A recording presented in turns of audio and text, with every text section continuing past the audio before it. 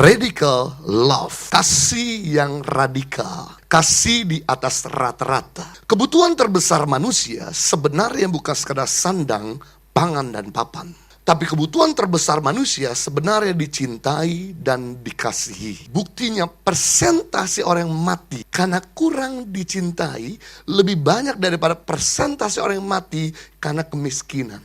Persentase orang yang mati karena kurang dihargai lebih banyak daripada persentase orang yang mati karena kelaparan. Hampir jarang kita mendengar sekarang ini orang mati karena gak bisa makan. Orang mati karena hidup miskin. Tapi seringkali setiap hari kita dengar di Jepang, di Korea, di Indonesia, dan semua negara-negara maju di dunia, hampir setiap hari mendengar berita orang mati bunuh diri karena mereka merasa bahwa mereka gak dikasihi. Dan coba bisa bayangkan apa yang terjadi jika setiap orang di dunia ini hidup saling mengasihi dan mencintai. Coba bayangkan apa yang terjadi jika seluruh penduduk yang ada di Indonesia hidup saling mengasihi dan mencintai. Apa yang terjadi jika seluruh penduduk yang ada di kota Jakarta hidup saling mengasihi dan mencintai. Yang pasti Jakarta tidak pernah ada perceraian. Yang pasti Indonesia tidak pernah ada kejahatan. Yang pasti dunia ini tidak pernah ada pembunuhan jika setiap orang hidup saling mengasihi dan mencintai.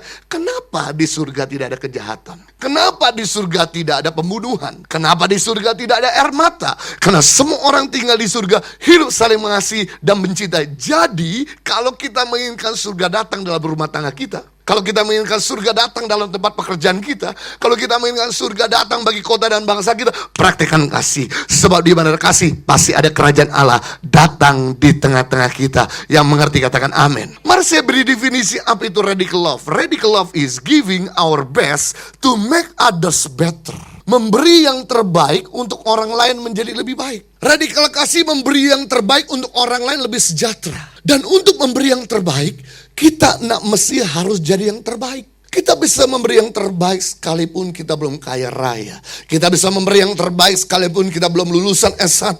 Kita bisa memberi yang terbaik sekalipun kita belum punya pangkat. Kita bisa memberi yang terbaik dengan apa yang ada pada kita. Yang menjadi pertanyaan adalah dari mana saya tahu apakah saya sudah memberi yang terbaik atau belum? Dari mana saya tahu apakah saya sudah mau kasih atau belum? Gampang dengan melihat apakah kehadiran kita di rumah membuat rumah lebih harmonis atau sebaliknya. Yang menjadi pertanyaan, dari mana saya tahu apakah saya sudah mau kasih atau belum? Gampang dengan melihat apakah kehadiran kita di tempat pekerjaan sudah membawa kemajuan atau sebaliknya. Yang menjadi pertanyaan, dari mana saya tahu apakah saya sudah mau kasih atau belum? Gampang dengan melihat apakah kehadiran kita di kota dan bangsa ini sudah membawa kesejahteraan atau belum.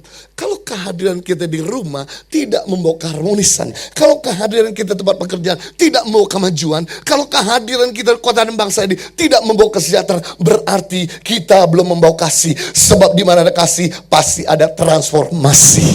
Di mana ada kasih pasti ada perubahan. Kalau kita ingin melihat perubahan bagi keluarga kita, praktekkan kasih. Kalau kita pengen lihat perubahan bagi tempat pekerjaan kita, praktekkan kasih. Kalau kita pengen lihat perubahan bagi kota dan bangsa kita, praktekkan kasih. Sebab di mana ada kasih pasti ada transformasi. Sejak dikirimnya guru tangan pengharapan tempat ini, akhirnya mereka mulai sekarang ini bisa berbahasa Indonesia, membaca menulis, dan mereka punya potensi yang kelihatan sekali berkembangnya perbedaan antara 1 tahun yang lalu dengan tahun yang ini.